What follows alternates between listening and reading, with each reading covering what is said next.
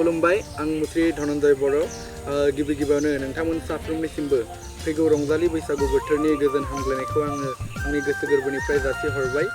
थांनाय 2 बोसोरावहाय जोङो बैसागु बोथोरखौ गाजा गोमजायै फालिनो हायासै। देग्लाय आसा खालामदों नोंथांमोनजों रंजाफानो मोनगोन होननानै। ओंखायनो जुदि नोंथांमोना आंखौ नोंथांमोननि जौस्राङावहाय मेथाइ खननोखाय हांख्रायनो सानदों, आंनि कन्टेक्ट नाम्बारखौ बे भिडिअनि स्क्रिनाव होनाय जादों। आङो खनसे बुंना होनि 9101175335 गोजोन्थों।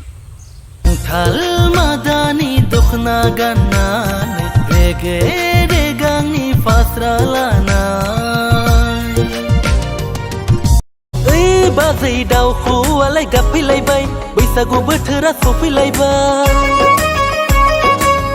गोदान बोसोरा मोनफैलायबाय बाजै, रंजानाय बोथोरालाय सफैलायबाय। गामि गिदिं गिदिं लोंहैलायदो, सानफ्रामबो जौ बेदरजोंनो गोदोबायग्रा नोंलाय, सानफ्रामबो जौ बेदरजों। आगै रंजालि नायनो समायना,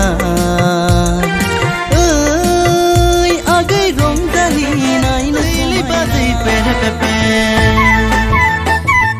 बाजैल सना लाउगे, बैसागु बोथोरा बारलांनोसै।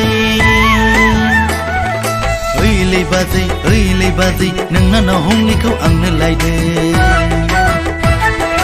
ओइलै बाजै लायनो मेगन खनाजों नों नायहरबायना।